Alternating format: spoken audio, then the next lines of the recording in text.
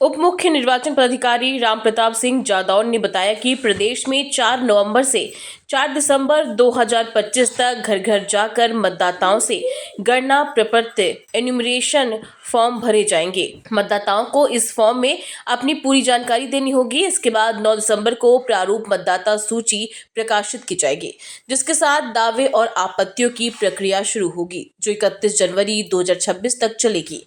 वहीं 7 फरवरी 2026 को अंतिम मतदाता सूची जारी की जाएगी।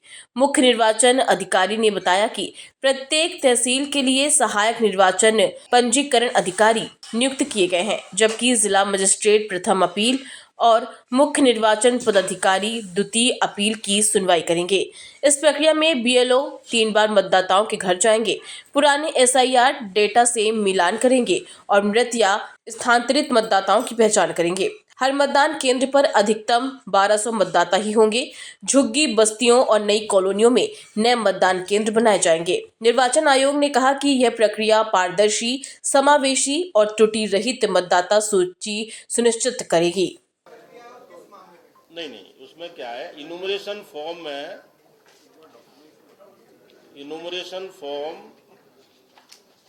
जो बीएलओ द्वारा मतदाता सूची से निकाल के जो उसको दिया जाएगा, उसमें प्रत्येक मतदाता अपनी ये जानकारी भरेगा, ये वाली अथवा ये वाली, ठीक है। ये वाली तो सब भर देंगे। ये वाली जानकारी जो बीच में कॉलम में बना हुआ डंडा, ये वाली और ये वाली, ये उसके माता पिता का नाम 2003 में है कि नहीं, और या माता पिता का नहीं है तो उसके और वंश वृक्ष के लोगों का नाम, दादा का या किसी का नाम 2003 की एसआईआर में है कि नहीं, वो ये जानकारी भरेगा, ठीक है ना। अब मान लो कोई ये जानकारी गलत भरता है या डबल भर देता है, कोई भी मिथ्या चीज करता है। भारत का संविधान प्रत्येक नागरिक को एक वोट का अधिकार देता है। एक वोट का अधिकार देता है, मतलब आपका एक जगह मतदाता सूची में नाम होना चाहिए। यदि आप गुमराह करके 2 जगह इस तरह का फॉर्म भर देते, आज की तारीख में यदि किसी मतदाता का 2 जगह 3 जगह भी नाम है, जो 5,74,00,000 में से, तो उसको यदि 2 जगह नाम है तो उसको 2 जगह इन्यूमरेशन फॉर्म जनरेट होगा। संविधान के अनुसार उससे अपेक्षा की जाती है कि अपना जहां नाम रखना चाहता है वहां का इन्यूमरेशन फॉर्म भरे। तो दूसरी जगह का जब उसका इन्यूमरेशन फॉर्म भरेगा नहीं तो ऑटोमेटिक उसका नाम ड्राफ्ट सूची में नहीं आएगा, ठीक है ना।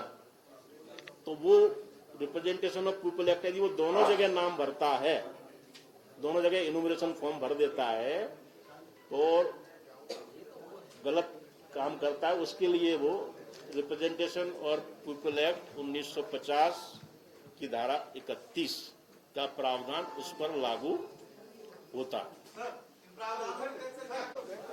इस एसआईआर की समय सारणी बहुत महत्वपूर्ण है। समय सारणी एक बार मैं दोबारा बता देता हूं।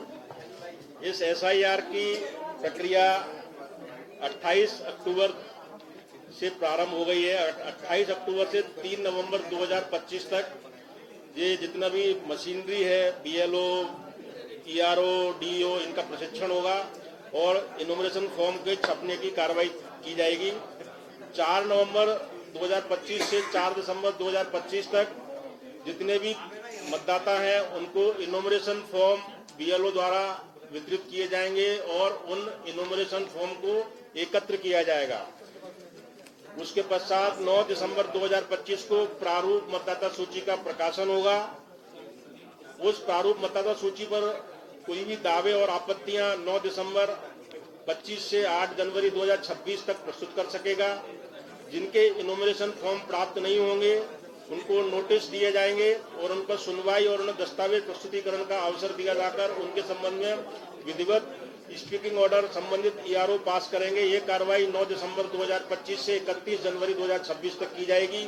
उसके पश्चात अंतिम मतदाता सूची का प्रकाशन, फाइनल मतदाता सूची का प्रकाशन 7 फरवरी 2026 को किया जाएगा। धन्यवाद।